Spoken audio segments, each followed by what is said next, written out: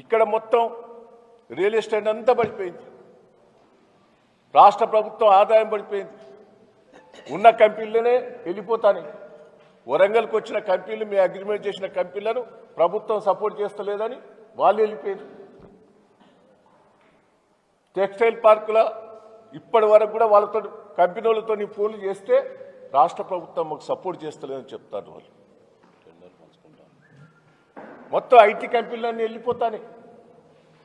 ఉద్యోగాలన్నీ ఉద్యోగులు రోడ్ల మీద పడ్డారు. మొత్తం ఇక్కడ కుప్ప అవుతా అంటే ఆడ పోయో పోజులు కొడతాడు. ఈయన బోట్లో తిరుక్కుంటా, ఇంకెక్కడో తిరుక్కుంటా పోజులు కొడతాడు. ఇద్దేస్తాను అద్దేస్తాను. ప్రజలను మోసం చేయ, దయచేసి మోసం చేసి అధికారంకి వచ్చి నువ్వే అన్నావు.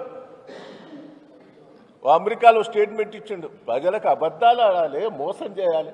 సిగ్గులేదు. ఇంకా ముఖ్యమంత్రి స్థాయిలో ఉండి కూడా పిచ్చి పిచ్చి మాటలు. రాష్ట్రం కుప్పగులుతాను.